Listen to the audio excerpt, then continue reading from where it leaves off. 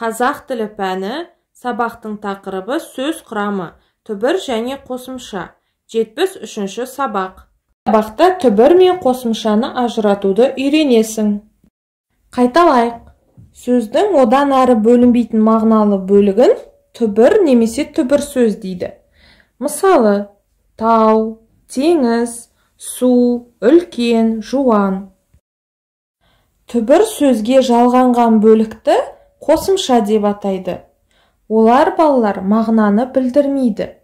Яғни дық, тік, шы, лар, дер, дай, дей деген сияқты қосымшалар жатады. Түбірдің белгісі. Мысалы, күйші,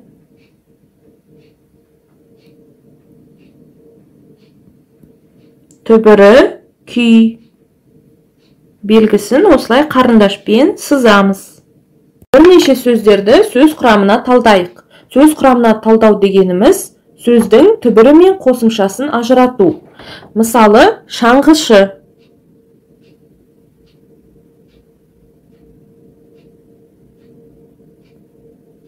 Шаңғышы. Келесі сөз. Апталық.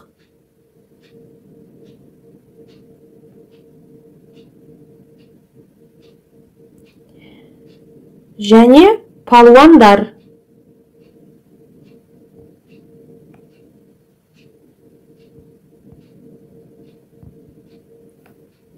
Бірінші сөзді қарастырайық. Шаңғышы. Түбірі шаңғы. Қосымшасы шы. Екінші сөз апталық. Түбірі апта. Лық оның қосымшасы. Үшінші соңғы сөз палуандар. Түбірі палуан, қосымшасы дар.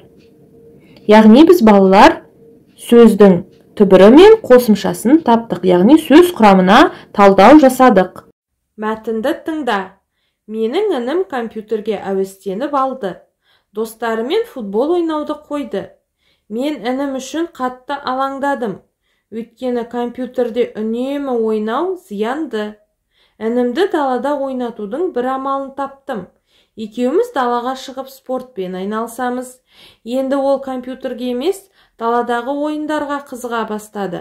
Қазір біз ауладағы балаларды жинап, футбол командасын құрдық. Інім сол команданың капитаны болып сайланды. Берілген мәтінге ат қой. Мәтінді түсініп оқы.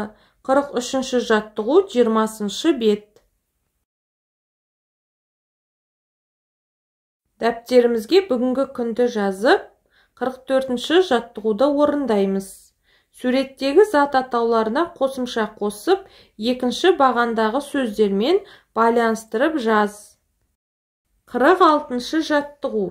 Жаңылтпашты көшіріп жаз. Қарамен берілген сөздердің түбірі мен қосымшасын ажырат.